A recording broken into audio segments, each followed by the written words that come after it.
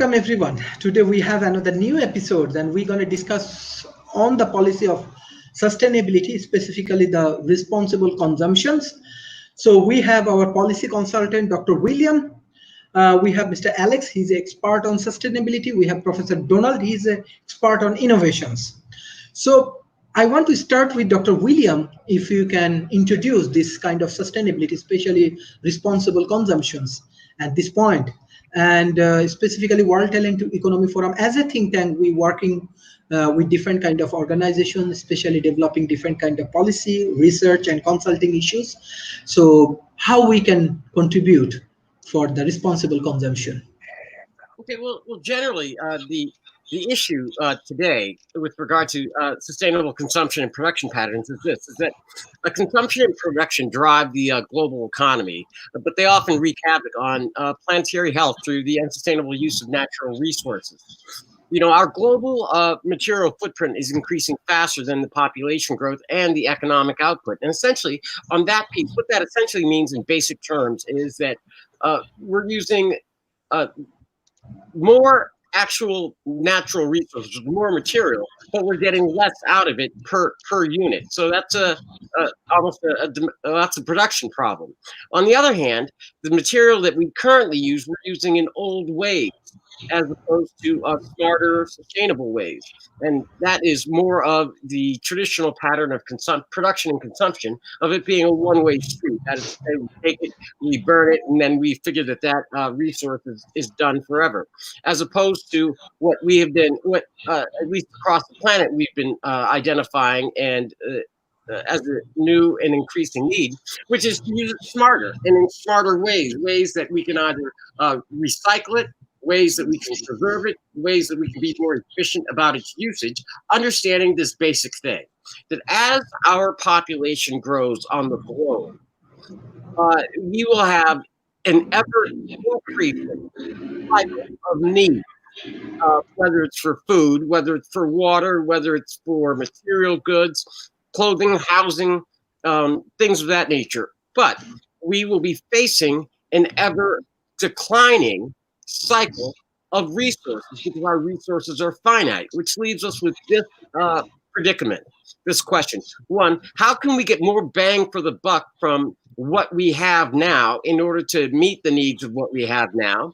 Two, how do we reassess our current needs and decide, which ones we actually need and which ones have been a luxury that we can no longer afford? And this is not a pessimistic notion that says what we can no longer afford to produce, but rather, is it even necessary at all? I mean, maybe something that we thought was essential that really wasn't essential in any way, shape, or form. It was just something that we are accustomed to, which requires a different way of thinking.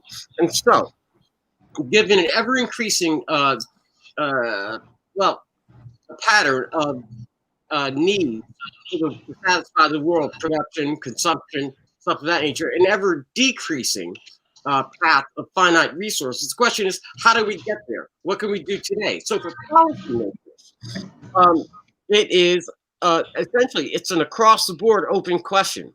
And right now, I think we are at the stage in our world discussion, which essentially said everybody has got to be at the table, and no idea is a bad idea, because this is all hands on deck where we are, whether it's climate change, whether it's recycling. And in fact, I think that the first clarion call that at least has made a lot of headway around, at least in the United States and perhaps around the globe, was in 2019 when Congresswoman Ocasio-Cortez turned around and, along with Senator Ed Markey from Massachusetts, proposed an 11-point resolution called the Green New Deal.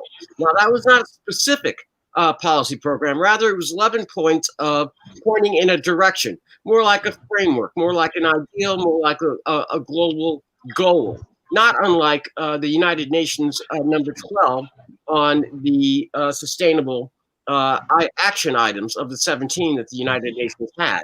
So in that regard, I think that for purposes of a discussion, we might want to start there. It's essentially all hands on deck, taking a comprehensive inventory of what we have, what we need, realistically need in a positive way, and then how to meet it given that we have an ever increasing population, but we are experiencing ever dwindling finite resources. We either use them better, replace them with other resources such as sustainable resources, wind, solar, and other types of energy forms, and then other kinds of materials. That's what I can do an opening summary. Dr. Sharif? Yes, thank you. Thank you. I just want to add few facts from UN, fact and figures. I just want to add for discussions.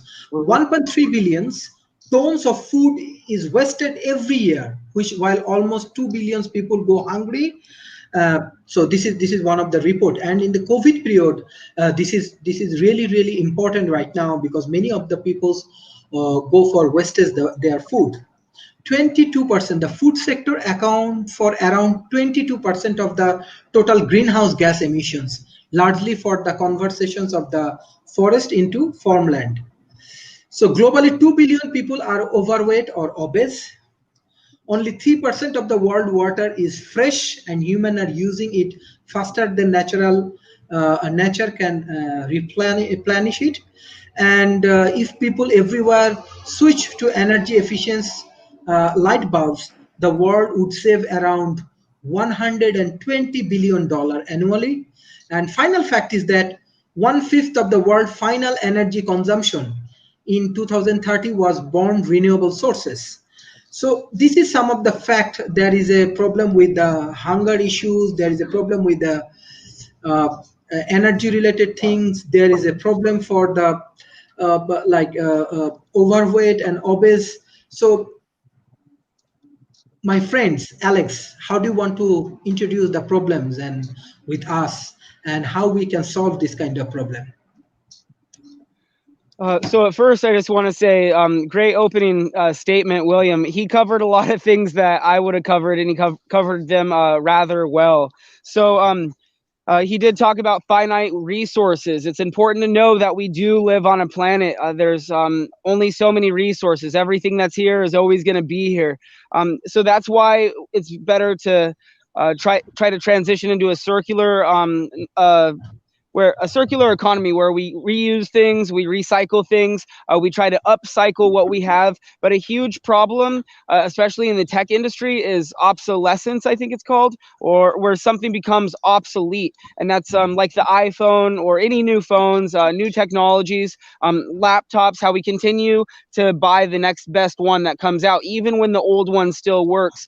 So that's a huge problem because all of that has an environmental impact, a huge environmental impact, especially with microchips, and all of that is causing environmental damage. Some of it's getting recycled, some of it's going into landfills, but it's all causing environmental damage.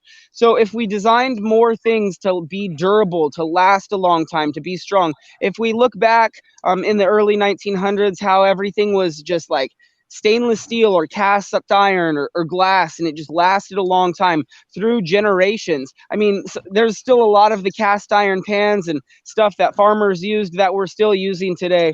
And unfortunately, everything or a large portion of what people are buying in Home Depot, Walmart, CVS, any of these consumer stores, I don't even know, I don't really shop in those stores, they just don't last. I mean, it just they work a few times, especially dollar stores. I'm super against dollar stores. Just cheap products, and it does help the world economy. But again, we're voting with our money, so I try to avoid cheap stuff that ends up in landfill. So finite resources. So a lot of companies choose to design products a certain way because of not their morals and ethics. It has to do with good PR. So if we're constantly criticizing them, posting on their Facebook, on their YouTube page, giving them Google reviews, Yelp reviews, however we communicate with that company, emails, good PR, bad PR, news, helps a company transition. Like right now, Coca-Cola is getting a lot of bad PR about all of the Coca-Cola plastic bottles around the world, as well as Nestle. The more bad PR they have, the more they're going to try to look for sustainable solutions, similar to what boxed water is doing. And I try to drink boxed water if I need water. So there is a Forest Stewardship Council. That's we see that logo on just like so much stuff that I own and that I purchase. It's abbreviated as FSC. So it's a council where they're making sure that trees are replenished at a sustainable rate. So I try to buy that when I can. There's also 1% for the planet. So every time you purchase something that says 1% for the planet, they take that 1% of that money and then they divide it between, it's like hundreds of nonprofits doing good things around the world. So it's really cool. That's just two, but there's like dozens or hundreds or thousands of nonprofits doing good things that has a direct correlation with consumerism. So there is a huge problem, a huge crisis. Everyone knows about it now. The plastic packaging problem. This is companies trying to manipulate us, trick us, trying to sell us like small amounts, small portions of food, but makes it look like we're getting a lot of stuff. We're getting all these bags with all this air and empty space and a big packaging with little stuff. We're seeing that throughout the internet. You buy stuff online. So the plastic packaging, that's a consequence of the fossil fuel industry, because all this plastic and the cheap plastic to get us to buy more stuff and make it look more appealing, plastic is actually derived from fossil fuels. So it's a huge problem when it comes to waste and consumerism, and we have to adapt and adjust and come up with more biodegradable solutions, less packaging, and more criticism for the companies that are using excessive plastic packaging techniques to sell their products just because they want to profit. So that has to do with voting with your money.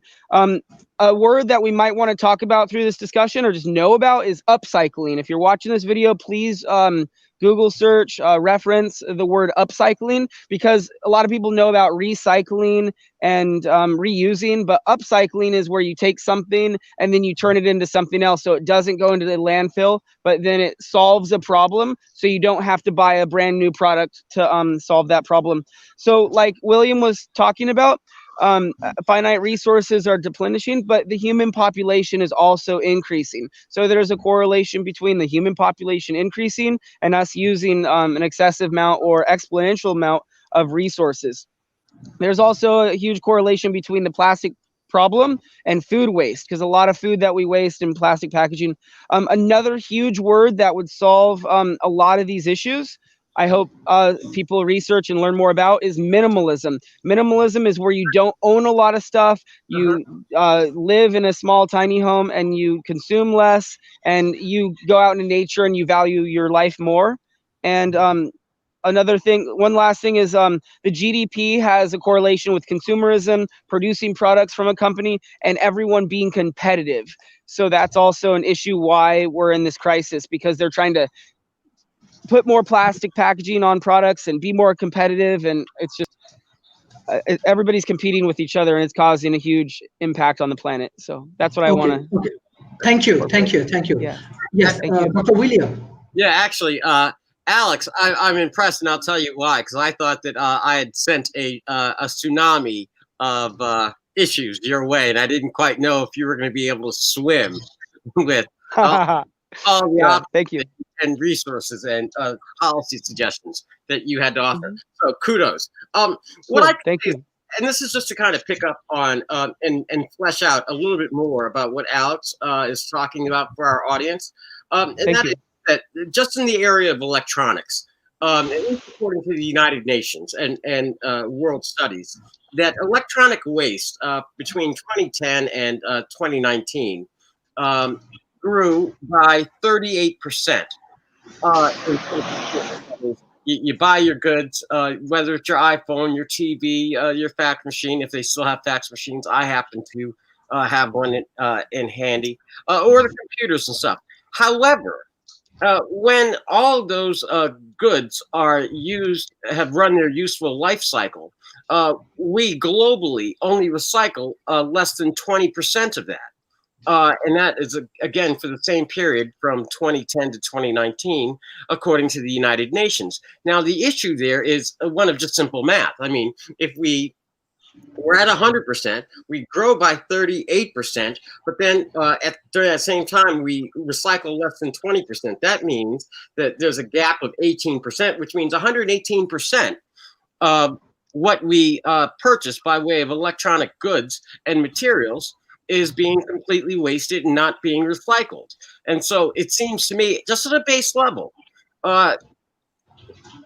figuring out that 118% and reducing that number, say down to 100 or 75 or 50% of that 118, that would go a long way towards what we expect. Because when you just think about the trends as they move forward, electronic products, goods, and services, everything is just going to continue to explode, because we can't, in order for us here at the World Talent Economic Forum really to be responsible and consistent in our thought process as we approach this global discussion, we can't, on the one hand, advocate, although we have to use the right policies, for increased connectivity and via internet and the other items, without understanding concomitantly that you also need the hardware, that is the computers, the phones, even the tablets, whatever it is that people need and use as a platform to interface into the World Wide Web. That we clearly need. That we need to reach some of the other sustainable goals that the United Nations is talking about. So policymakers are faced with that. That is an absolute must, particularly in developing nations. By the same token, that absolute must and that hardware, once it's reached its life cycle, has to go somewhere. And it not being recycled, or only being recycled at less than 20%, when we see year-over-year growth of 40%, in the production of this material and usage of the material, means that we have a disconnect. And so we know that we're going to be producing more. And with that in mind, there's going to be more waste. And so there's a real opportunity for policymakers to say, hey, it's a two-sided thing. If I'm creating demand over here, and I know that demand has a limited life cycle, then, and I know that those products are then going to end up over here, why aren't I also simultaneously training people to address the problem over here and investing in those technologies that are emerging now, or that are off-the-shelf technologies, just to recycle what we know and expect already to happen? And it's more than just like an emerging or new trend in technology with regard to recycling of electronic equipment and other types of electronic goods. So we already know that. So in many respects, for developing nations and for their policymakers, it's a question of taking off-the-shelf technologies that are reasonably matured and applying them to an area of growth. And so I hate to say it, but recycling, or what others normally call trash, but there is another word for it in the world, and that's called antique salvaging.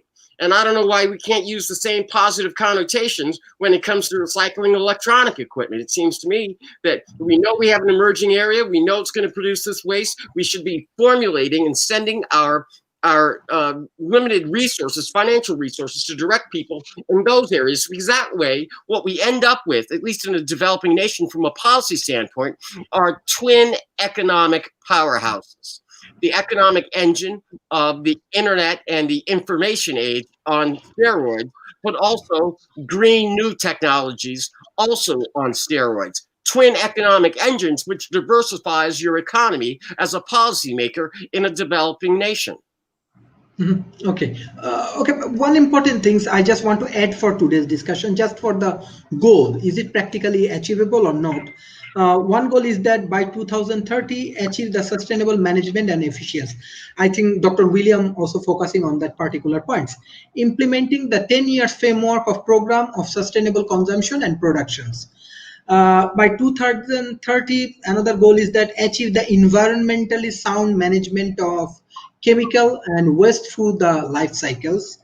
Another thing is that reduce waste generations through prevention, reductions, recycling, encourage companies, especially large and transnational companies.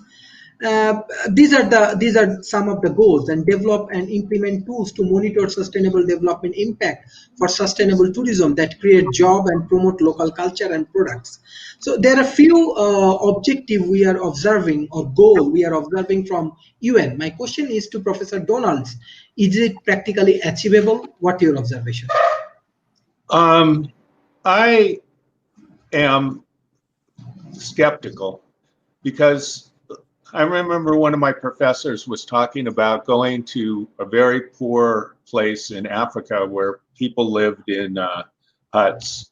And when he got into the hut, they were proud of the fact that they had Coca-Cola.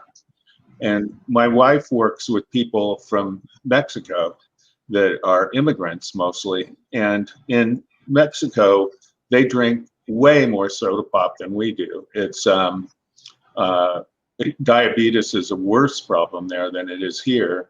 And if you go around the world, India, diabetes is a huge problem. It's got to do with their diet.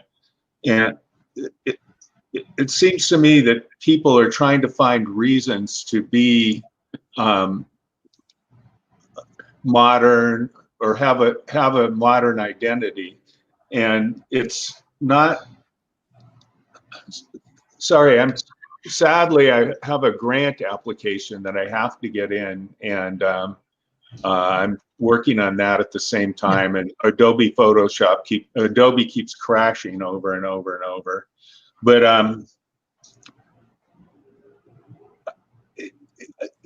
it really just depends on the country and the attitude. I mean, I keep going back to Finland, but you know, all of the Nordic countries are similar. They have an idea of working together to make things happen. And in the United States, some people don't even believe that it's a problem. And just saying to vote with our money, who is voting with their money? A lot of people here in Santa Cruz is this kind of teeny little town with a lot of people who think that they're super environmental and, you know, they're doing good for the world, and they drive gigantic SUVs. It's almost impossible to walk in this town. Many of the streets don't have sidewalks. So it's all well and good to say these things, but and know that they need to be done. But, you know, I mean, we know that we should exercise every day. We know that we should, there's so many things that we know we should do that we don't do. Look at all the people who smoke. We know that smoking's bad for you, but people do it all the time. And people are, as Alex said, they're tricked into it, because there was a guy named Bernays, was Freud's nephew, and he had the idea of having an event where all the women were smoking, and that would like normalize smoking for women, and it worked. He managed to get women to start smoking, even though they didn't at the time. Where people watch 6 hours of television or more a day in the United States, and they're just, when you do that, your brain is taken over. And so some people can be enlightened like Alex, but the vast majority of people are not. So how we're going to get people to do it is difficult. One of the people are working, companies are starting, they're doing innovative things to try and make a difference. But in the biggest consumer economy in the world, the United States, Trump almost won. Or, well, not really, but he did incredibly well. I mean, 70-some million people voted for him, and every one of those people wouldn't do a thing to help the environment. So I don't really know. Unless governments and larger organizations can make as much propaganda as the corporations, I don't see any changes happening very soon. Okay, Dr. William, I think that you want to add some point. Yeah, I do. And I guess it's just a difference in philosophy. And that's simply this, that, you know, first of all, with regard to changing the culture, and the culture of third world nations and how they look at it, they obviously have aspirational goals. And for so long, and this is really how effective we've been here in the United States with our generally commonly accepted Pax Americana, that what's good for the United States is good for the world. And so if you want to be successful, you want to be like America. And that's what we've always celebrated. That way we say that we're the best and the brightest. You come here, work your way up. And the whole mythology that surrounds that is great. The question then becomes, how do we tweak it? So, as it trickles down, you see the examples that Donald was talking about, where, people see Coca-Cola, at least the symbol and the brand, as an example of achievement. Well, fine. I mean, that's just the success of marketing. There's nothing to suggest that we can't replace those icons piece by piece over time. And sure, that will come from more socially conscious corporations in their marketing plans. And on that point, it's real simple. And I just want to point the rest of the world out to this, that it was less than a year ago when we started about this time in December of last year. We did not know what COVID was. We didn't know any of this other stuff. And advertising around Christmas was moving along just like normal. Toys for the kids, Christmas, holiday cheer, donate, blah, blah, blah. Everything was fine. However, when COVID hit, and between January, February, March, and then by April, corporate America had changed their message. They were promoting, hey, stay at home. And all of their things, they were promoting first responders. There was a wholesale, immediate change in messaging coming out of the private sector in corporate America. So that part can be done. And now, I say all of this to say the following. I find it incredibly frustrating every single time when we know what the issue is, that somebody comes along or a school of thought is out there that says, oh, it can't be done. Oh, well, look at everything else that's going on. And, and this is not you, Donald, in particular, but it's rather this notion. Yeah, 70 million people voted for Donald Trump, but they didn't all vote for Donald Trump because they're anti-environmentalists. They voted for Donald Trump. Some of them voted for the economic reasons. Some of them voted because they were conservative. Some of them voted because they hate Democrats. Some of them voted because they don't like healthcare. Some of them voted because they like what Donald Trump was doing in the court system. So to say in a one fell swoop that 70 million people voted this way, and that therefore that shows an intractable opposition to what we need to do to change the messaging so that the people in developing countries will not necessarily celebrate a Coca-Cola brand versus, say, a recycle brand, with the three arrows in the triangle and saying, hey, put your recycle stuff here. To say that that is impossible or retractable just because 70 million people voted for a guy because they hated the other side is not necessarily the best or most sound reasoning as we approach these problems. And quite frankly, if we don't have an aggressive, different point of view on this, then all we are destined to do is just sit here and say, well, then there's nothing that we can do. And quite frankly, I mean, it's one of these things, I think, and I'm going to turn it over to Alex, and he can speak for that generation. But quite frankly, I think that the world is at a tipping point where people are just angry. We're angry at being told that there's nothing that can be done. We're angry at being told that, hey, listen, forget it, because everything you try, here's a cold bucket of water. Because at some point in time, the whole point for this discussion globally to over 5 million people and all of the students that are watching, Dr. Sharif, and everybody else out there in the world that's going to see this, the whole point of this is to stir a discussion to say, how are we going to change? When are we going to start? And where are we going to go? And so when I began this opening, well, to summarize, Dr. Sharif, when you called upon me, and when I said, literally, we are at a tipping point. All hands on deck. Everybody come to the table, put the solutions or your ideas on the table. Let's talk about it. Whatever solution you got, let's figure that idea. But quite frankly, it does a disservice to suggest and continue to go and say, well, there's nothing that can be done unless you have an entire government pay for this, or that the corporations won't change, or that this can't happen, or the poor lost souls in the developing countries, or whatever, because that just is defeatism. And quite frankly, that makes people angry. Those people that are on the progressive side, whether they're progressive conservatives, whether they're progressive progressives, whether they're left, or whatever way, shape, or form, those people are actually trying to do something, and they shouldn't be discouraging. We should not be sending out the message that nothing can be done in any way, shape, or form because the world is just a mess, because those platitudes are not helpful, and they don't help reach or drill down to actual policies that developing nations can use. Thank you. Mr. Alex. Oh. Sorry, Alex. No problem. Great work, William.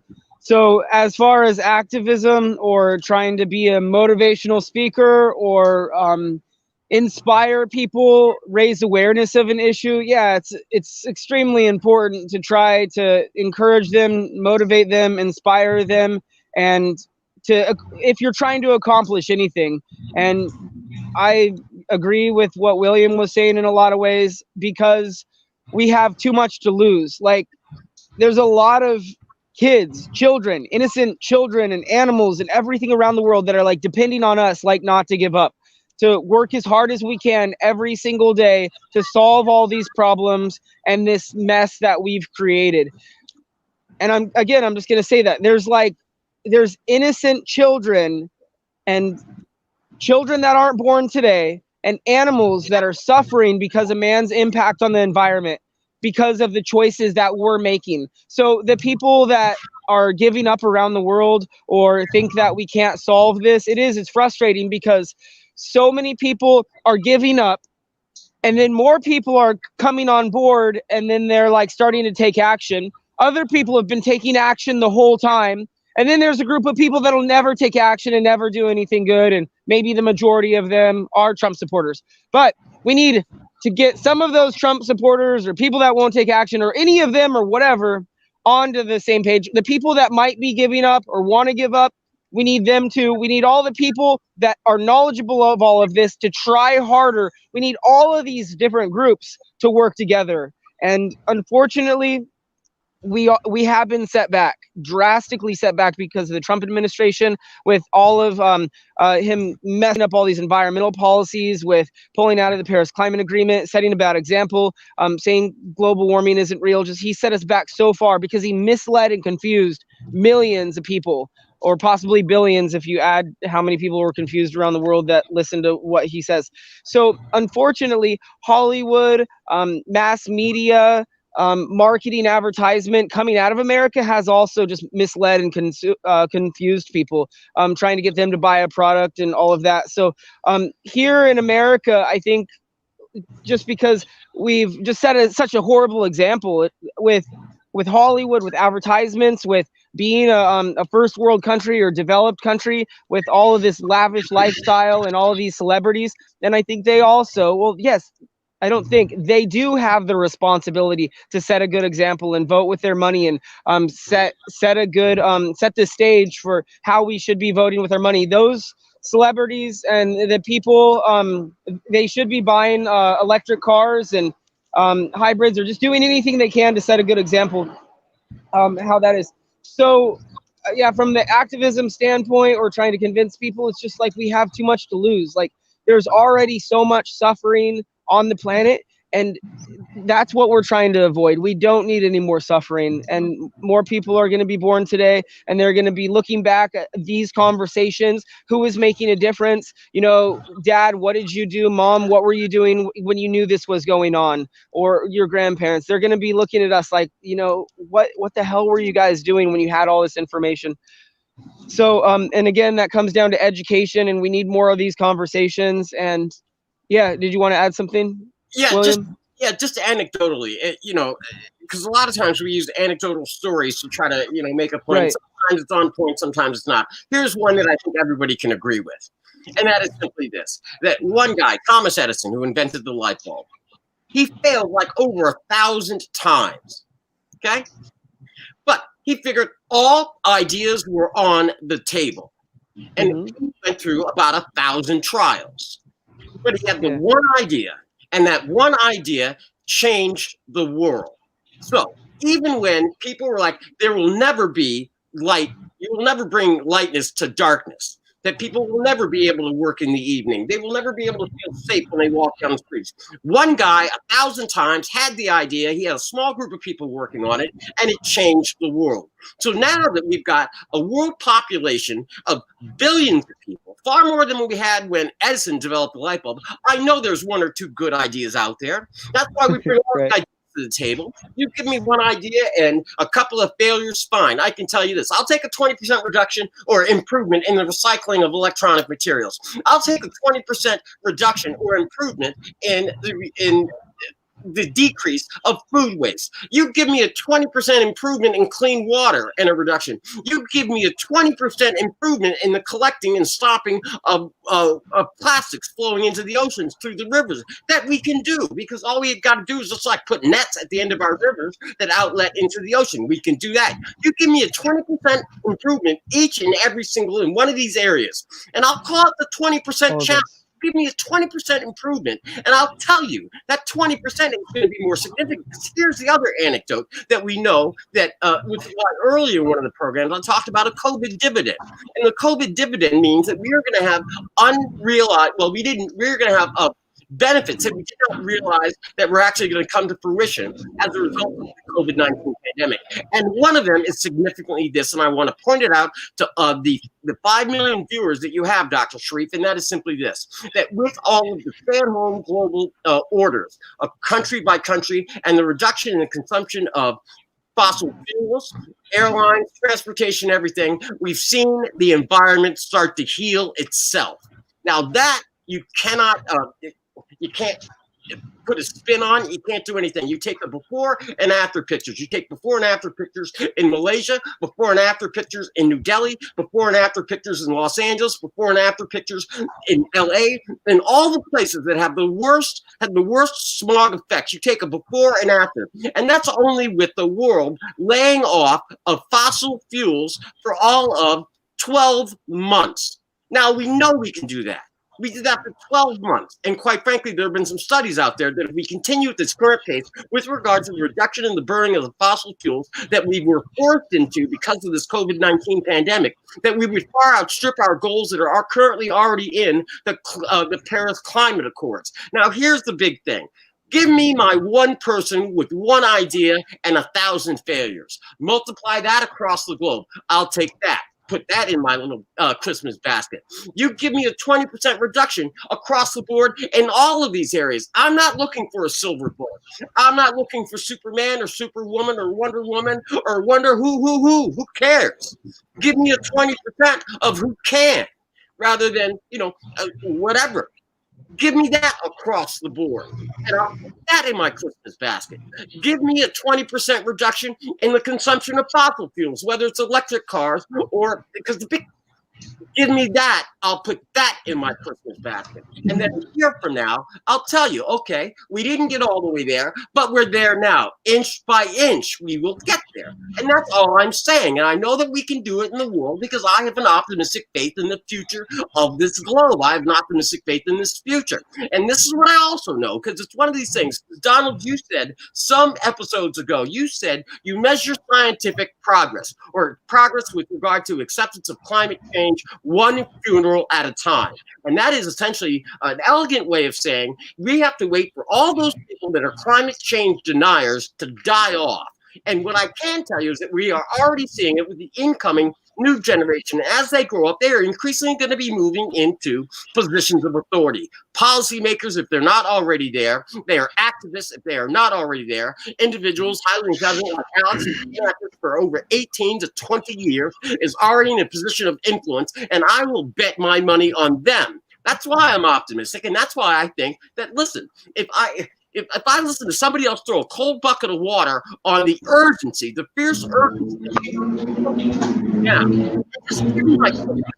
I will absolutely lose it again because there's no time to waste. I'm sorry, Dr. Sharif, but this is crazy. Okay. Yes, I want to give some chance to Professor Donald. And yes. I'm back now, so I can pay more attention. Well, it's great to yell that everybody's getting together and working, doing all this kind of stuff. But I started looking up.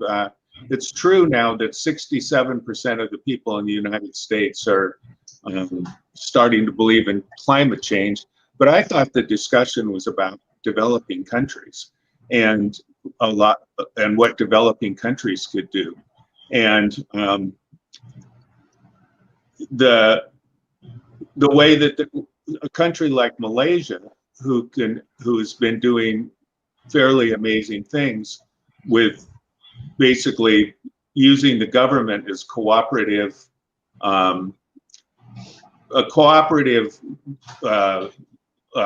association of people. Like when people want to do something, they get together, they form governments. Those governments can act on things that they can't do individually.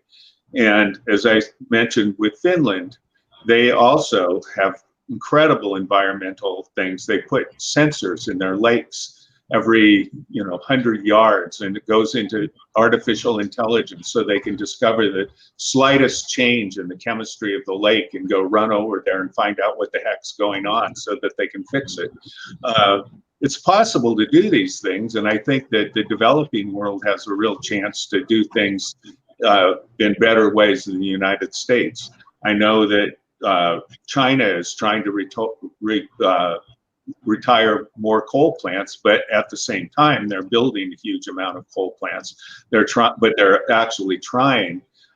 India has horrible pollution problems, and in every one of those countries, it's fortunate now that they can start going electrical instead of, as they expand, they don't have to build freeway systems the way that we did and get completely dependent on cars the way we have.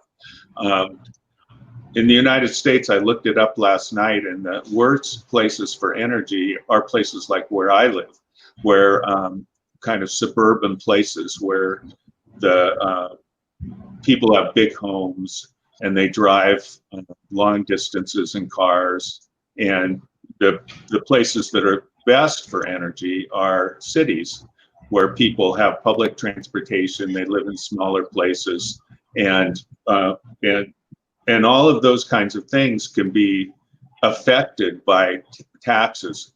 The United States, what happened was after World War II, Eisenhower saw the freeway system in Germany, and he thought it was so wonderful. They built a freeway system here in the United States. And at the same time, they had what's called the GI Bill. And what that did is allowed veterans to be able to buy houses at incredibly low interest rates. And the whole goal was that everybody would have a house. And in fact, I just read a book about how Los Angeles developed, and it was actually planned. People say, oh, it wasn't planned, but it was planned. People planned it to be this place where everyone would have their own house and everyone would have their own car. The developing world has a chance to not do that. And I think that we learn from the science that of what things are most effective. And there's a book called The Triumph of the City, where he argues that cities were man's greatest invention. And I'm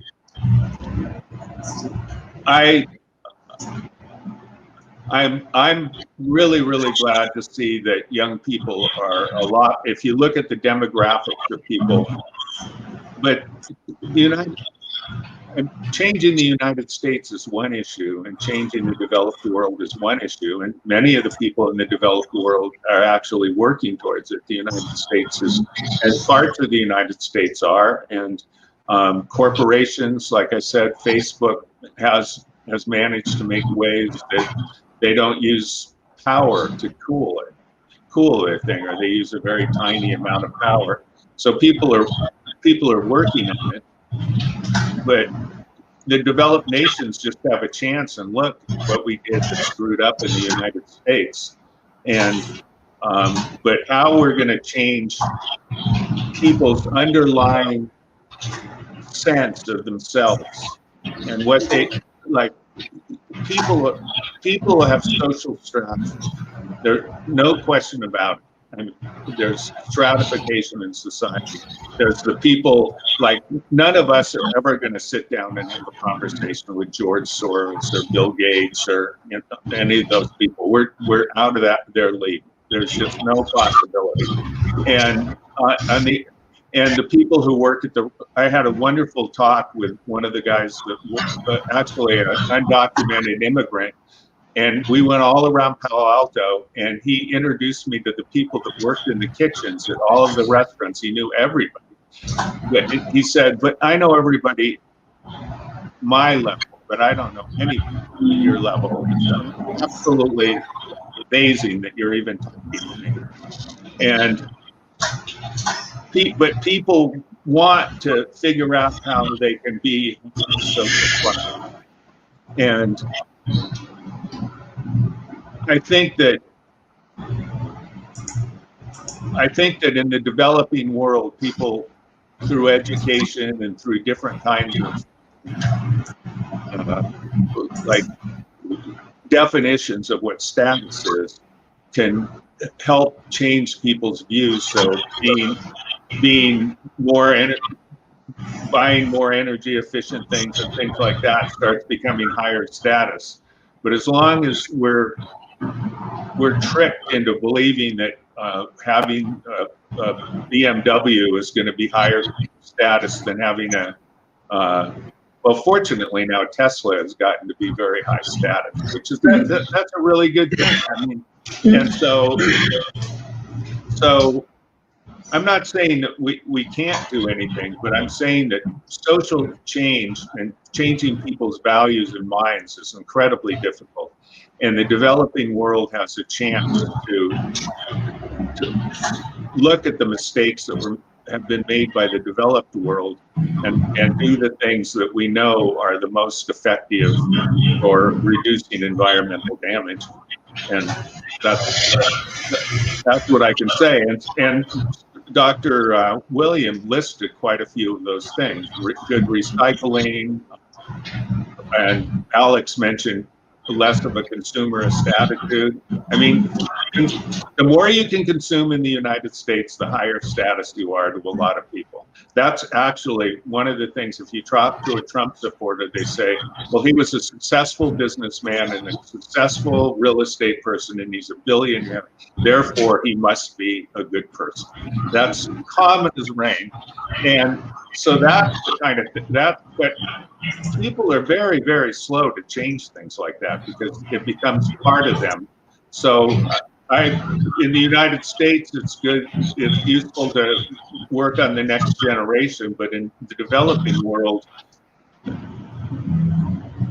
it can't be just driven by government. That's why I talk about entrepreneurship. And I think that would be a good, there's somebody's got something going, so I can't even hear. I can't even hear myself.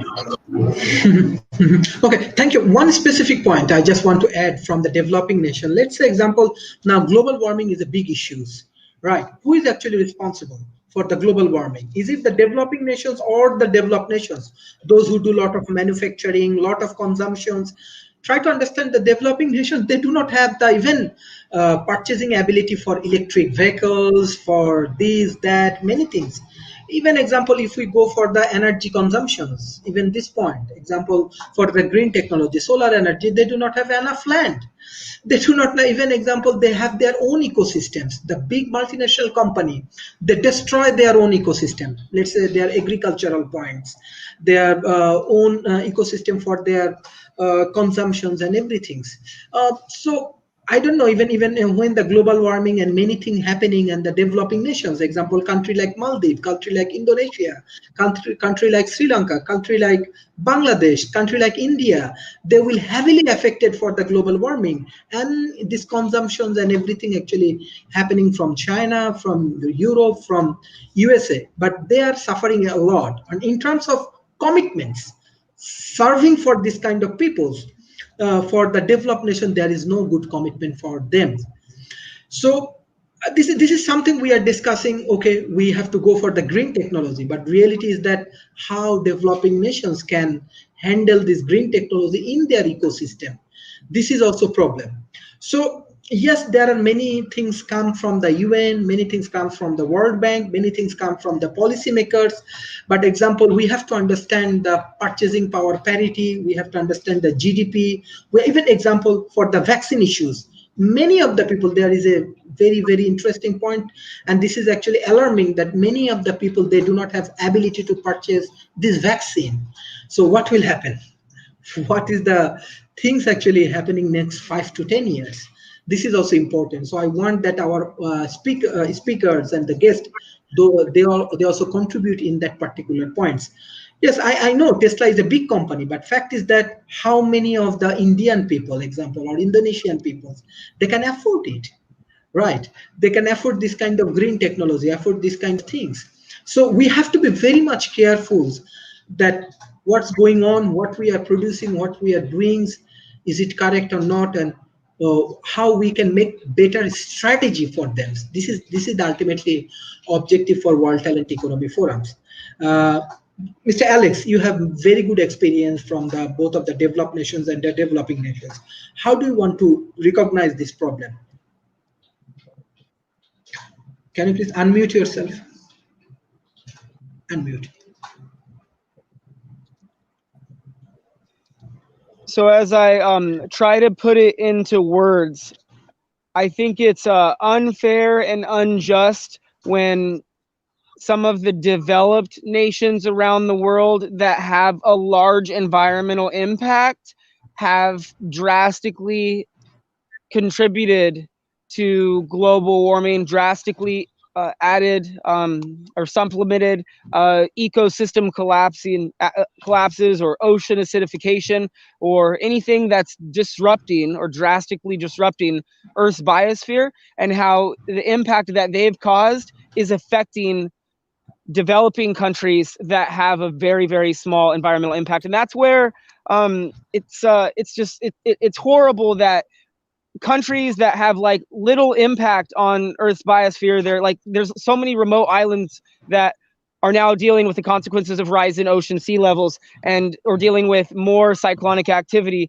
that is in association with increasing global temperatures. It's just wrong. And whenever I talk about population, like that it's a problem, so many people on Facebook are constantly spreading misinformation, and they're always like, oh, well, there's all these people in Asia and they're having all these kids in China and they're adding to it, or there's all these people in Africa. And I'm like, no, it's not them that's the problem. It's like America. Like the environmental impact of every single American is like, depending on which country, is like 5 to 10, sometimes 15 times higher than people in developing countries, just because in America and some of the wealthy countries that have high GDPs that are destroying Earth, they're just destroying so much more than so Africa and America is a huge contrast with the impact. I do want to mention Ghana, because they do take a lot. This is separate than what I was just talking about. A lot of the recycling waste that we develop and that we use, and when it comes to how it becomes obsolete, then we ship it to other countries, and it's also upsetting because then they break it apart with their hands. They don't have OSHA, they don't have face masks. Those chemicals are going into their groundwater. It's lowering their quality of life. So we got to use the technology and all the things that we benefited from, but then we ship all of our trash and all the stuff that we don't want to other countries that have less means for safety, red tape and safety stuff. So we do have the EPA here. Trump tried to dismantle it. We need to work on rebuilding the Environmental Protection Agency. We also have OSHA. That's something that would help a lot of countries around the world, just establishing a main or major governmental or non-governmental organization that overlooks pollution and the environmental impact and safe working conditions for the people in those regions. So that's important. Donald mentioned about how cities are efficient, and I agree with Donald.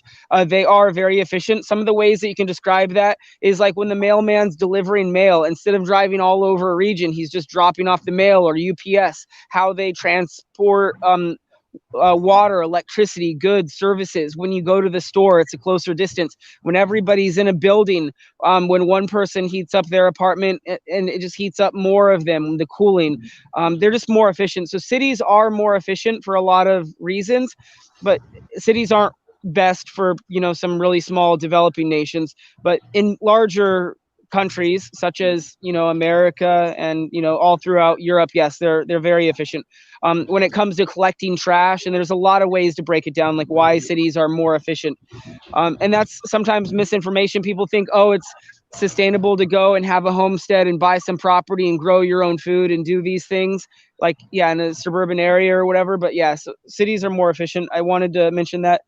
One thing that didn't get mentioned in this discussion is we constantly talk about a circular economy and recycling, but from all of my keyword searches, I think it's even been mentioned by the United Nations. Right now, it's 9% of the world's recyclables is getting recycled, and anyone's welcome to fact check that. So 9% of all of our recyclables is actually getting recyclable. That's a horrible number. And Dr. William was talking about percentages. We might not get that to 20%, but imagine if we got that to like 11%. It would be a huge difference. And again, when William was talking about what if we increase this by 20% here, 2020, so that's not going to happen. But what if we increase this by 1% and that over there by 21%? So it's all just, we got to increase the percentages of efficiency with everything. We got to make so many changes, systemic everywhere. We have a lot of work to do. One really, really important link that I hope everybody will go to, and maybe we can put it in the comments. It would summarize like this entire discussion is the story of stuff. They've put together a wide range of incredible little tiny mini documentaries that are animated. Sometimes there's a human speaking. It shows consumption, waste, upcycling, circular economy, explains it. Some of these videos are 2 minutes. Some of them are 10 minutes. They're on YouTube. I think there's about 7 or 8 videos. They have a website. Again, that's Story of Stuff. And it talks about, it summarizes our entire conversation. So supply and demand is also a big part of this. Someone had a question: what are the impacts of production and consumption in developing countries? So maybe there's a lot of negative impacts of production in a company. And sorry, I'm getting notifications. In waste is one of them. So pollution is like everything gets. Okay, how do I explain this? So when you produce stuff, and the more you produce in a country, most likely the more waste, and all of that goes into the water. Most of it goes back into the ocean, and it creates ocean acidification, animal die-off. It causes ecosystem disruptions. So the more you make, the more you produce. Most of the time, it's going to cause waste, some amount of waste. So in the past, they used to say dilution is the solution. Maybe in like the early 1900s, if you had a chemical or something, you just dilute it, you'd throw it in the water, you'd get rid of it. So with everyone doing that around the world, obviously it's not sustainable. We're seeing the acidity in the ocean levels, acidity in the ocean around the world increase. We're seeing a lot of consequences when it comes to that. So manufacturing and producing products and all of that, there's just a lot of right ways to do it and wrong ways, but most of that ends up in pollution and polluting a country, and that's a huge negative negative aspect. So I think that's some of the notes that I wanted to add with one point for this waste management issues. I just want to add, this is very important, very important. Basically, from the developed nation, the waste actually comes to the developing nations. It's not go to the oceans. It's directly they send it to China or trying to send it to Malaysia. What I may remember the last years here, the energy ministry, they deny that we do not want more wastage in the developing nations. This is another things, and this is definitely a biggest issue. Even though we are discussing about waste to energy and this kind of technology, but how practical it is and why the developed nations, they do not use their wastage in their country. This is also a big question from the developing nations. So besides that, I want to take few questions. This is really good point. Professor Dr. William, I'm coming to you. I'm just introducing few questions from audience because they want to know from you, Alia, how can we ensure sustainable consumption and production in a poor country or the developing countries? Mahdi Hassan, hello sir, why is responsible consumption and production is essential? I think Alex tried to give this answer. Onika Shams, her question is that how can we ensure sustainable future, especially for those who are struggling? And beside that, there are Noor Fazrin, greetings from Malaysia. What are the impact of production and consumptions?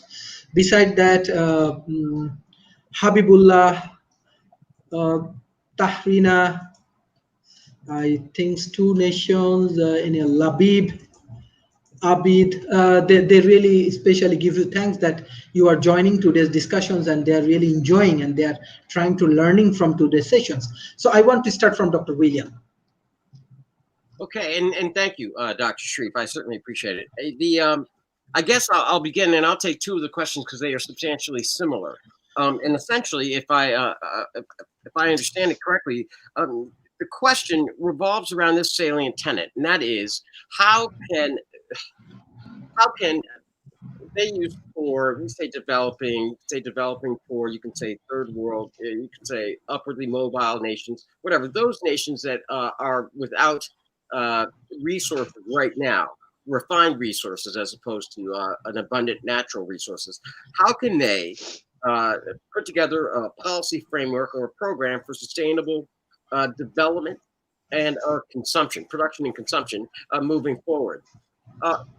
I'm going to approach this slightly different in this regard because I think it's part of the moral responsibility that first world nations have, if we can call them, or developed nations have. And that is that, Dr. Sharif, you began by saying, listen, essentially, who's creating the bulk of the pollution?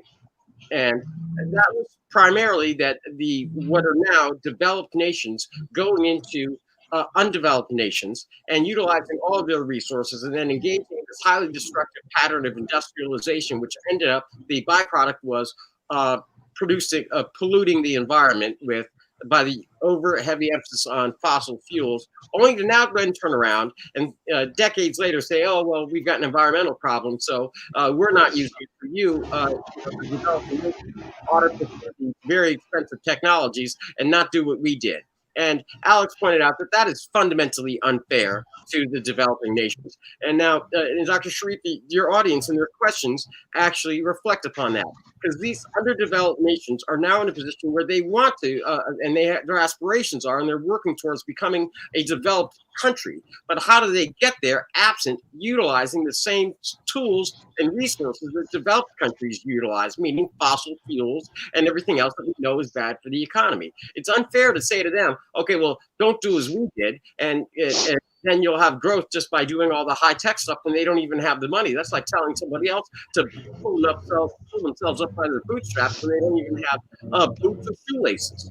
It seems to me that what you have to do is, at this point, take a pause and drop this footnote, because this footnote is very important. And that is to say that the traditional path towards encouraging these developing nations to modernize has been the usage and reliance on the International Monetary Fund and world central banks loaning these nations a great deal of money and then telling them how they could then modernize their economies. And they were having them modernize their economies utilizing our old production tools, the ones that we now rail against. Now, these developing nations and these poorer nations, these third world nations, are now under bear the yoke of these unsustainable debt relief programs, or unsustainable debt, which is encouraging bad behavior in order to repay the debt. That having been said, because here it comes, how do you get to sustainable stuff? Well, first you have to utilize or free up some of the resources for these countries to then be able to invest in the technologies that we are now advocating. That's one. Well, how do you do that? You do that by engaging in debt relief. Wipe out the debts of these nations. You've got debt relief, you've got loan forgiveness, and dare I say reparations, because we go in, we strip them of all their natural resources, exploited all their natural resources, then turned around, loaned them money so that they could try to repair the damages that we left them with, and then told them they have to pay us back for the money that we loaned them to fix the damage that we did. So it seems to me that we ought to pay them reparations, and reparations would be by debt forgiveness. And just for this audience's sake, this is not some radical pie in the sky idea. Here we have in the United States the the just recently passed initial COVID relief package of this $900 billion. So fine. What's included in that is a whole bunch of loan forgiveness programs for anything from student loans for American college and graduate students to rent forgiveness, or rent subsidies for those people that have not been able to pay their rent for quite some time, and or additional jobless benefits for those people that have been without work for an extended period of time. That is a form of debt forgiveness, loan forgiveness, and debt relief. Now, if that's good enough for the American family's economic budget when they sit at their kitchen table, why isn't it good enough for the world economic budget? Because this is what I can tell you it does. If I go to somebody, say in the United States, who has not been able to pay their rent for the last 9 months because of the COVID pandemic, so that they're behind in their rent, and I say, here's your rent relief.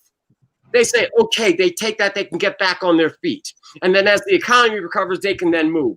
There is no difference conceptually when we go to these countries that we have utilized and exploited their natural resources for centuries now, and then burden them with unnecessary debt, which we told them would get them. And now they have a trash economy, trash environment. They can't get back on their feet, and they are still facing crushing debt. So how do I free up those resources? Loan forgiveness, debt relief, or reparations. That having been done, this is what happens in the underdeveloped countries. You then have full access to your gross domestic product so that you can invest in your nation. Your government has access to that, free of the obligations of paying off all of these loans. And at that point, you will have the resources to invest in the kinds of technology at a policy level, specific directed policy decisions made by your government to invest in those areas that will create the very conditions for long-term sustainable development. But you cannot engage in sustainable development, consumption, or production if you don't have any money, and or if you're burdened by previous mistakes done by a bunch of people at a later point in time. Look, change is always tough, change sometimes hurt, but change can be done. But if we want to put them on the path of a sustainable developmental future, it begins with loan, debt, and relief package. Then we have the ability to actually walk in, and they can honestly sit at the table and say, okay, now that we have these resources, how are we going to direct them? But to do otherwise is to tell them to pull themselves up by their bootstraps when they have no boots. And that is patently ridiculous. Mm-hmm. Okay, thank you, Professor Donald. How do you want to add what kind of policy actually developing nations can adopt it in terms of reasonable consumptions? Well, it's all of the stuff that Professor Williams said seemed like great ideas. I mean, it would be nice to be able to do that. I know that the World Bank has a policy of trying to promote basically capitalism. And so part of their policies are to basically encourage industry and encourage people to make more.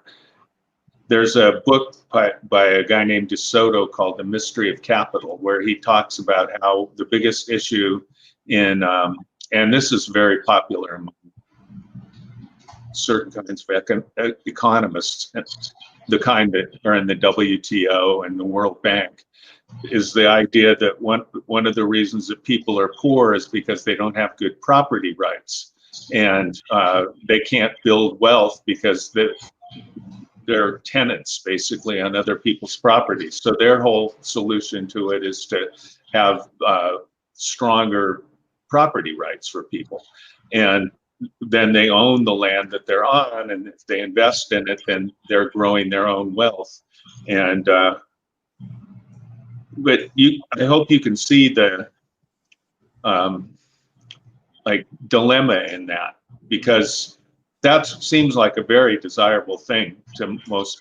It seems like a wonderful, desirable thing. But on the other hand, what you're doing is you're creating a situation where the priority is building wealth again. But on the other hand, why would we not allow somebody to do that? Why would we not have somebody do that? The United States is whining that they don't even have enough money to give every person in the country $600. So I looked up while we were talking, and people in the United States do feel that they should be more helpful to the people in the world, on the one hand, but on the other hand, they also feel that they're poor and that they're suffering. And so I think I think that the developed world is kind of in a bad position. I mean, to a large extent, because you take a place like India, and say you get a job 5 miles away. Can you take the job if you don't have a little motor scooter to get there? Yeah, people walk 5 miles to work and back, but it's all well and good for us to sit here in the United States and say, well, you guys you shouldn't do that. You're polluting. It's a bad thing. How can we help them? Help people? Well, debt forgiveness seems like a great idea, but I'd really actually be more curious what Dr. Sharif thinks about that, because he's the only one of us that lives in a developing country, and he lives in a very successful developing country. How can just given human nature that people aren't just going to be generous to a fault. I mean, they'll be generous to some degree, but they're not going to reduce.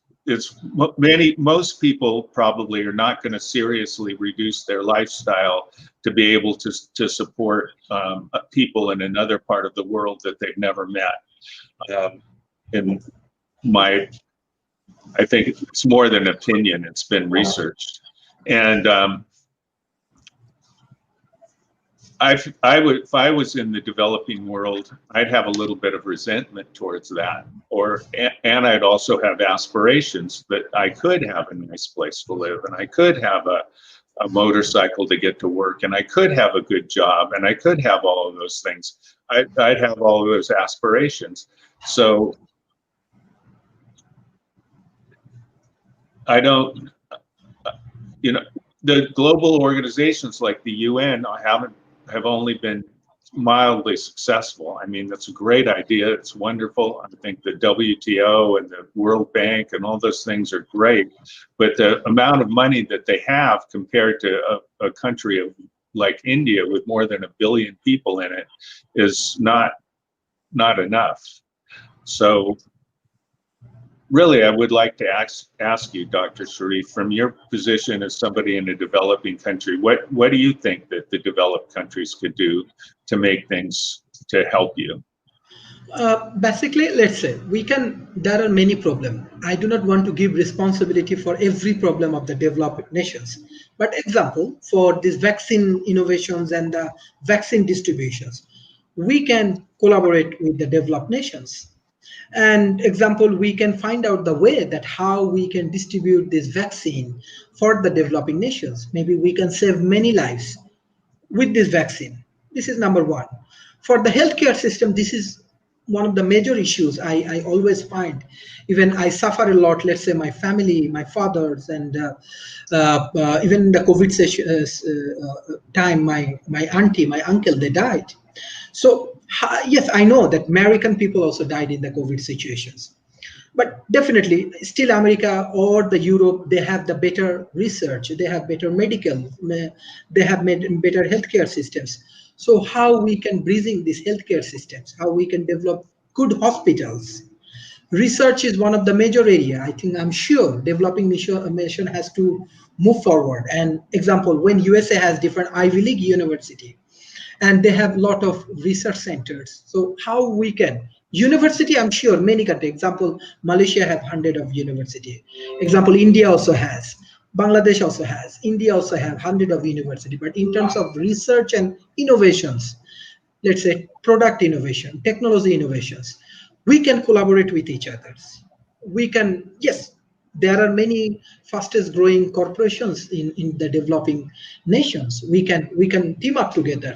But issue is that definitely research, specifically healthcare, educations, as well as product innovations. This is very, very important. We can collaborate. Example, maybe one of the product is very much expensive in the developed nations. So with the collaborations, with the developing nations, we can minimize the price. Besides that, developing nation has huge populations.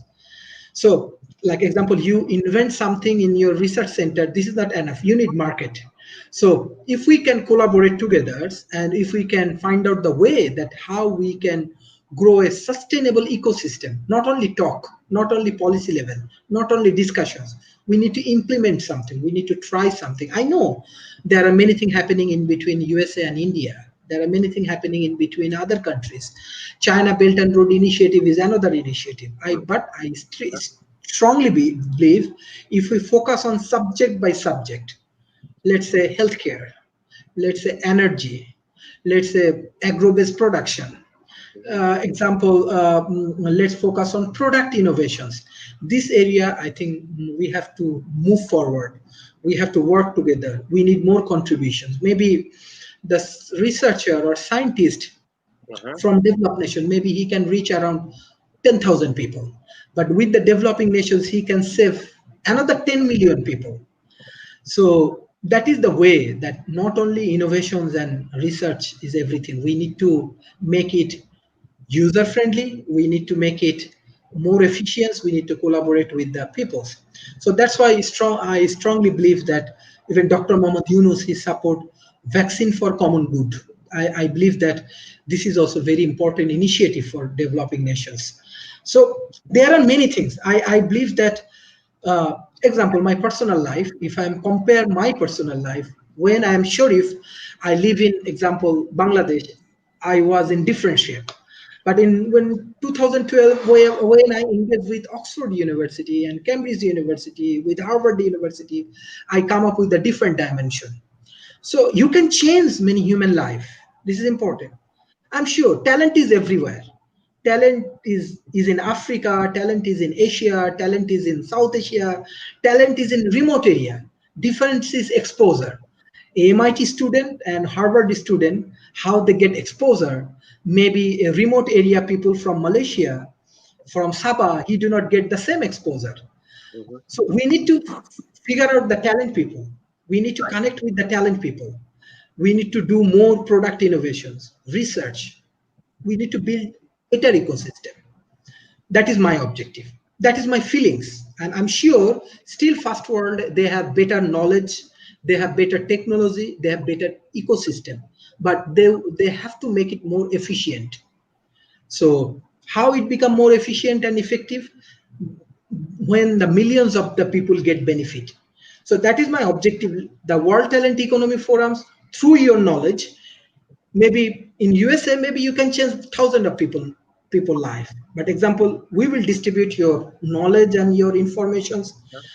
Maybe millions of people, not maybe, millions of people actually know how to change. There is example, Labib, Adil, Noor Fazrin, Tahrina, many people, young people, they are joining today. They never think in that way. But from today, maybe they can understand, okay, how I should behave in that way. I should consume in that way. I need to be more focused in that way. So this is the change of the ecosystem. I believe this is very valuable. You do not give him money only. You need to change your knowledge. Yes. Right. You see, and I guess on that point, I mean, a debt relief is not giving them money. It's freeing up their natural resources. And on this point, I mean, I just find it so hypocritical that the United States, because when we're talking about third world nations or developing nations, essentially they are in economic devastation with no way out. That's where they are right now. And so, and everybody says, oh my God, the problems are intractable. And well, we've tried it and then, they're doing stuff. Well, I say they're not doing enough. And given the level of destruction, the question is, do you have a solution that meets, or is that at the level that can meet that level of destruction? And that means the solution's got to be big if the problem is big.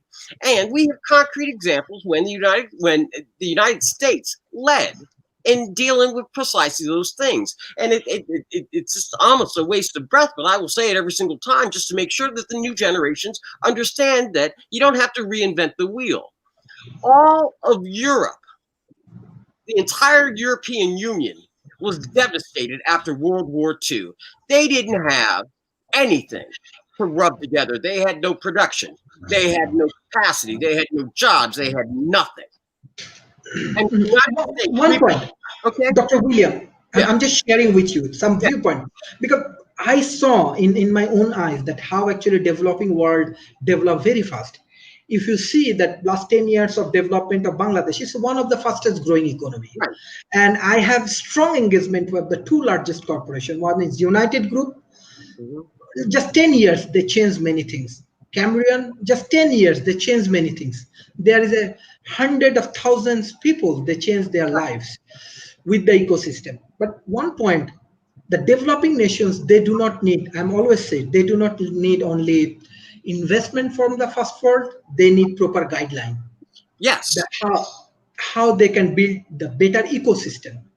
Yes, and actually, I was going to get to that point because that is absolutely fundamental. Because it wasn't just that we relieved them from their debts, although they did have to repay because some of the stuff was loans. But the United States came in, and at that time, using the cutting edge technology, advised them how to rebuild. So they took a blank slate that was completely devastated. All of Europe, the entire European Union, which right now I think consists of about over 330 million Europeans in one economic bloc, they had nothing. And the United States stepped in with the Marshall Plan through loans and then also through informational and technological transfers, wholesale transfers of policies and procedures and how to do that. Remade Europe. And we didn't just do it once like that was a one-off. We did it with Japan as well. And quite frankly, every single time the world has gotten together and said, hey, listen, this is something that we are committed to doing, it gets done.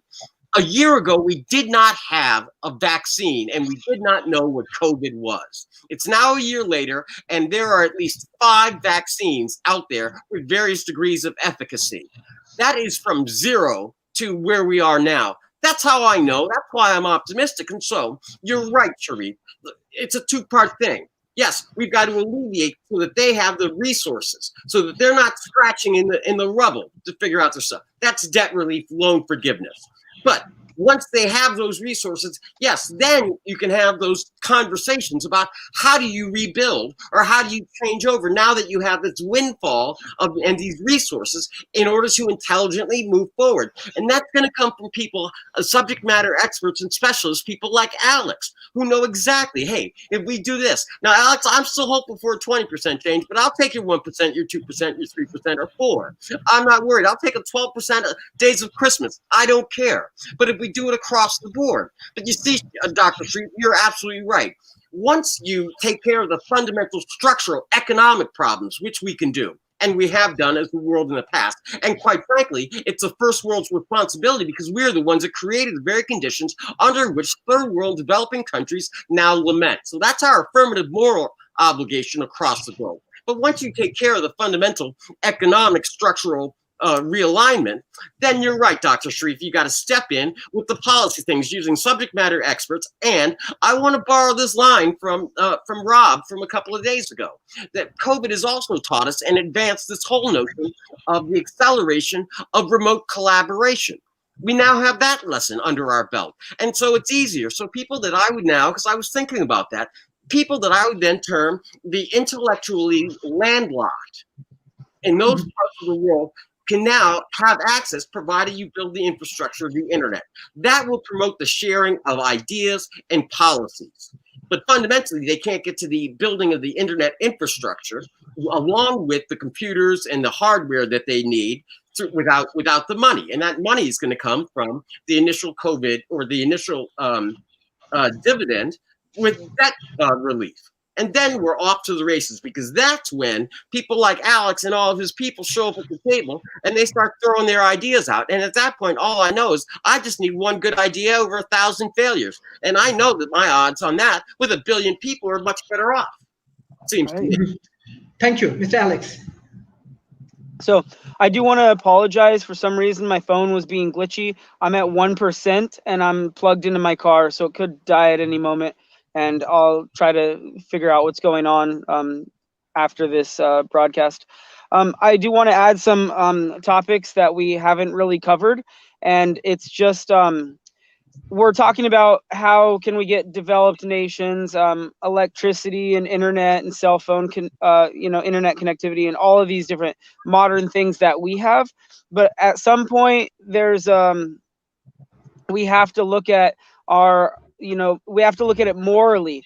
What countries don't need to be developed at all? So, for instance, when I went to some of the remote regions in Nepal, in the Himalayan foothills after the earthquake, just everyone seemed happy. There was a lot of community. They were all eating healthy, organic food. They did have a little electricity that they installed, a water turbine in the river, so they had some electricity. They had cell phones, and they can sometimes, go to the top of this mountain and get some cell phone connectivity. But they had everything that they needed, and they had their village, they had their food, they had their family, their friends, again, their community, they had their little school. And it just seems like they were isolated from the rest of the world. There was another village I went to past that one that has never seen like an American or someone from any developed country, and they didn't speak English or anything. So there's some point where I think we don't want to incorporate or don't want to take them out of that, because they're fine, they're happy, leave them alone. Now, why would we intervene, and why would we want to push technology on them, modernization, any of the things that we talk about this in the discussions? So we would think, why do they need this if everything's fine for them? One of them, I think, if there was ever water or food shortages, and they didn't have that in the regions that I went to in Nepal. Are they suffering? Is there any way that we can help them? They weren't suffering in some of those regions. Again, and it's not just Nepal. I've been in areas of Costa Rica where they're isolated, they're self-sufficient, they're sustainable. There's no reason they got to develop. They're living good lives. Now, the other thing is medicine. Like, how is medicine and technology hopefully alleviate suffering? So just those are some things to think of, because there are a lot of developing countries around the world or remote regions that I'm sure are just fine the way that they are, and they're not dealing with a lot of the issues that we're dealing with. So just something to consider as we continue to develop. And it's just also good to think about, how are we also going to incorporate nature? How are we going to incorporate trees in our community, natural nature bridges? And I think the word is symbiosis. How are we going to still be incorporate nature and natural things with developing countries, so we just don't all of a sudden turn tech, because we still need to have forms of carbon sequestration. So some of the developing nations, instead of, like, how some in these conversations we talk about, they could just skip, instead of going to the fossil fuel cars, they can skip. So another way to skip all of these advances that the developed countries has made is kind of just to skip plastic. Maybe just start going with bamboo and a lot of the bamboo products, going with hemp and hemp products, going with natural products, because now the rest of the world, we're like, wow, plastic really screwed us up. It polluted our world. Now we're going back to these natural options. So they could skip all of that and then go with, I just named bamboo and hemp, but there's a lot of other materials out there that would take individual research, natural products, because that's what consumers are going to start buying around the world, because we're going to continue to see the impact of plastic that it's caused. Mushrooms are another important thing that we got to start incorporating, so it starts neutralizing all the chemicals and toxins that we've dumped into the environment, as well as how they help break down radiation, how they help alleviate illnesses. They provide food and nourishment. Just mushrooms are a huge solution. And then another way that they can make money, I think, is just organic food, just growing organic food. Because if we also just start thinking about what do we need and what do we want, I think all of us need a lot of things, but yeah, food. So organic food, food production, I think, is something that a lot of these developing countries can incorporate. So it's not always just the tech; it's also just growing food. And those are some of the notes that I wanted to add and incorporate into this conversation. Thank you. I directly want to go for the concluding remarks. Before that, I just want to add that World Talent Economy Forum, Asia Research and Development Institute, Al Noor Academy, we are working together, and we are trying to generate real knowledge, as well as we will distribute 100 million peoples, and we will try to reach the rural area people. This is our objective, and we will help the government, the NGOs, and the corporations to develop better ecosystem. That is our objective. Not only discussions in a policy level, we want to do more practical projects. We want to build up university. We want to build up hospital. We have to go for the green technology. So we need better collaborations. We need better partnership. Especially, I want to give thanks for the panelists, those who regularly contributing for the World Talent Economy Forums with their time, with their knowledge, with their effort. This is very, very important for World Talent Economy Forum. And I also request those who are subject matter specialists from your friend list, from your colleagues, from your family member, they can join in World Talent Economy Forum discussions. I'm sure they can change millions of people's lives. Beside that, I want to give special thanks to the audience. Always they're supporting us. They are come up with a different idea, different interesting thoughts and collaborations. Like example from audience, they come up with this project that, okay, I want to distribute 10,000 laptop with this contents. So this is the ultimately objective of World Talent Economy Forums, that how we can change more life. And hopefully by 2021, we will reach 100 million people, not only in internet. We want to touch the remote area. Maybe there are many people, they do not have like internet connections, but with the laptops and with this content, they can understand what's going on the global arena, and they can change their strategy, and they can took the better initiative. That is the objective of World Talent Economy Forum. So directly, I want to go for the concluding remarks. Professor Donalds, he can go for the first as a concluding remark, and Mr. Alex, and finally Dr. William. I'm sorry I didn't get a chance to address what you were talking about, but to summarize what I thought you were saying was that we should, instead of thinking about the big things like, I don't know, like we should look at we should start looking at individual problems. And the biggest individual problem that you have in Malaysia is the healthcare that's available in the developed world is not developed and not available to that degree in Malaysia. And the one that you specifically mentioned is COVID vaccines. Fortunately, Bill Gates donated $100 million to try and get COVID vaccines to places like Malaysia. And in Europe, in England, they are allocating their vaccines to a degree that countries like Malaysia will get some, and they won't all go just to the richest people, which is nice. And so those are actually, it seems to me, kind of models that we can start thinking about the idea. And what you're doing, I think, is very valuable and important. One of the people that's said that he would want to help us has helped start innovation centers in several countries.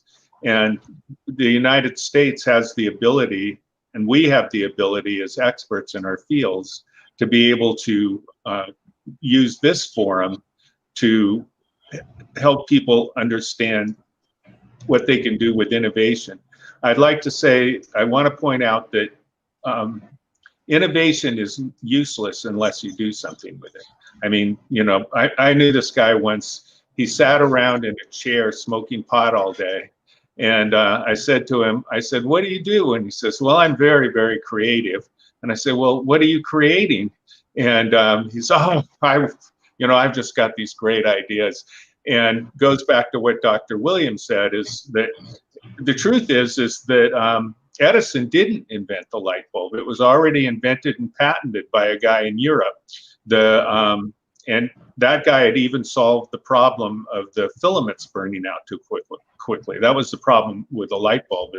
And he came to defend his patent. He got on a ship, and the ship sank. So he died, and he couldn't defend his patent, obviously, and Edison wound up with the patent. The great ideas are around everywhere, just like you said, even in the poor agricultural parts of India.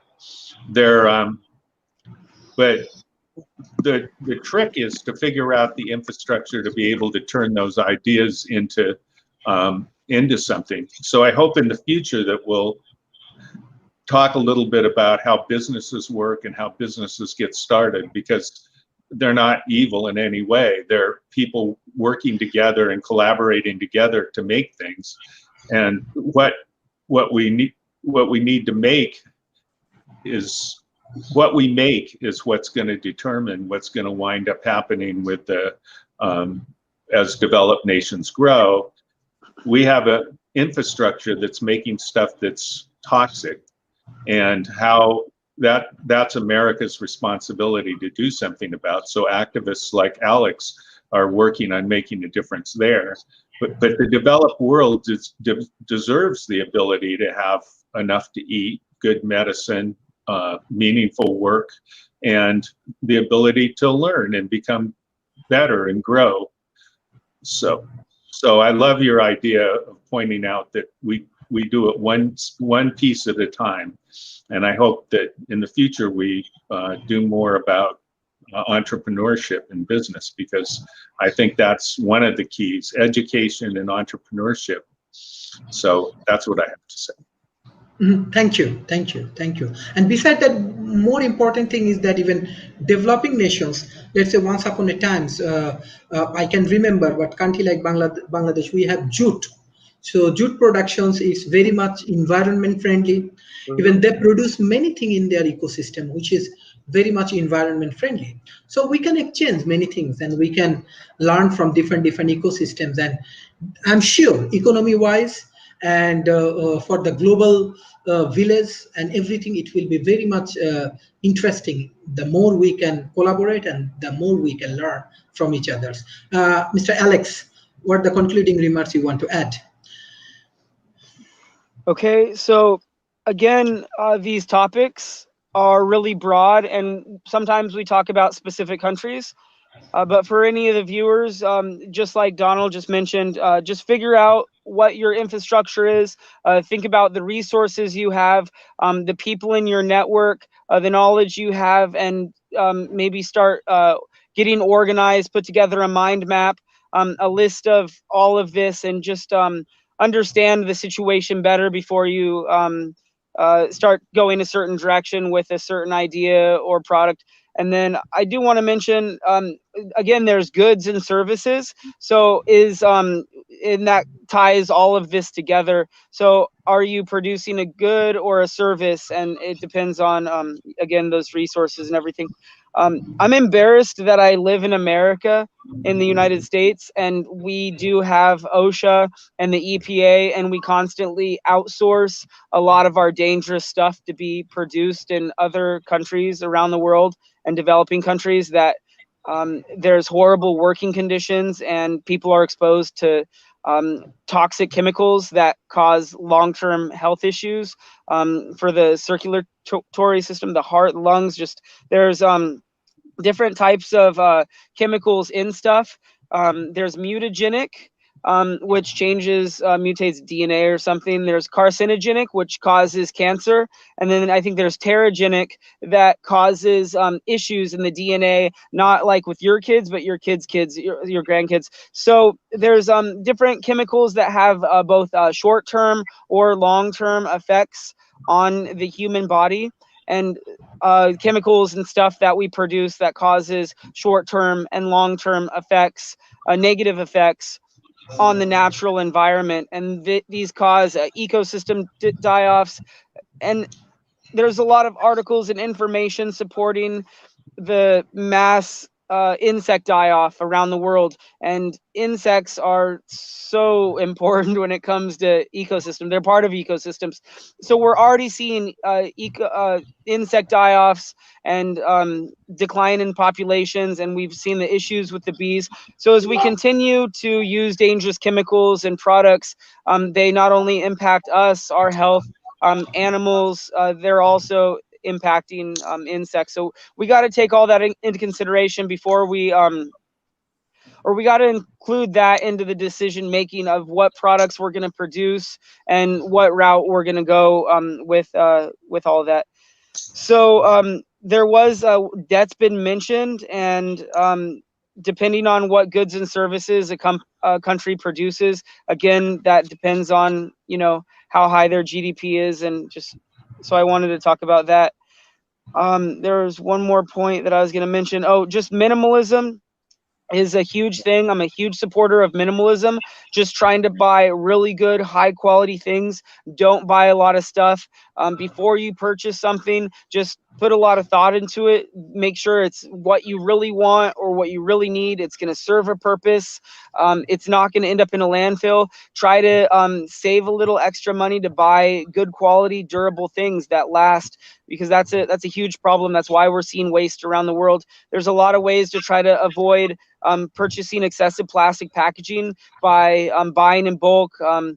Pre-pandemic, we could take our own containers, and there's a lot of things we could do pre-pandemic, but just trying our best to avoid excessive plastic packaging methods is also really important. So minimalism, living in a tiny home and just owning one car and less stuff, but good quality things, I think improves our quality of life. And it just it's just an important direction to go with our global movement towards sustainability. That's all I would like to add. Thank you. Thank you. Thank you. Thank you. And before I go to Dr. William, I just want to add that we need a lot of intellectual volunteers like Professor Donald, Dr. William, Mr. Alex, those who can contribute in this World Talent Economy forums as a speaker. Besides that, we need a lot of volunteers for our online content development, for distributions, for making a better ecosystem from all over the country. So I request all of the youth, those who are joining today, you can communicate with us and we can distribute different kind of jobs we are working right now. And beside that, Dr. Williams, he is also working as a scientific committee for the World Talent Economy Forum, Professor Donald, Mr. Alex, all of them working with our scientific committee. We need more participants with different aspects, from different cultures, from different point of view, by which we can develop better ecosystem. And we want to create an example. Different cultural people, different race, different countries people, they can build up a better ecosystem and they can solve problem of different countries. That is our objective. And now I directly want to go for Dr. William for the concluding remarks for today. Listen, once again, gentlemen, I'm inspired and ennobled by the conversation. It's a wide-ranging conversation. You know, this particular item, number 12 on the of the 17 sustainability goals of the United Nations, is just a global consumption and production. It's not necessarily limited, I think, in their aim or focus to particular countries. It was rather that we take a comprehensive reset, reevaluation at what we're thinking about and how we're looking at it. I think everybody on the panel so far and the ideas that have been generated are on point. The question is, for us, how many more ideas can we get? I mean, just because we have one doesn't mean we can't have another or an additional one. And I am fundamentally optimistic. I think that at any point in time, you know, we put the hands of the future in the young and those that are old enough to remember how youthful they were and the optimism they had.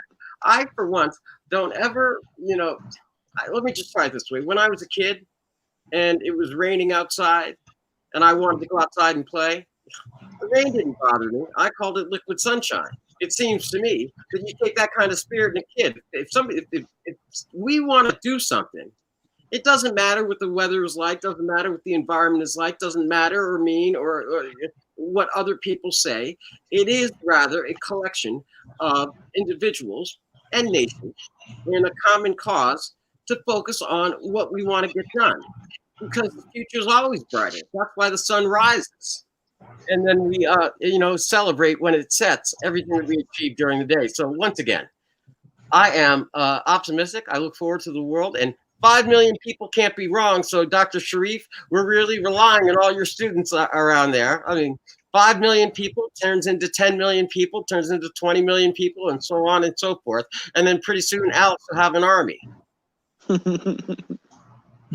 Thank you. Yeah. Thank you. Thank you. Thank you for today's contributions. And this is really, really nice discussion.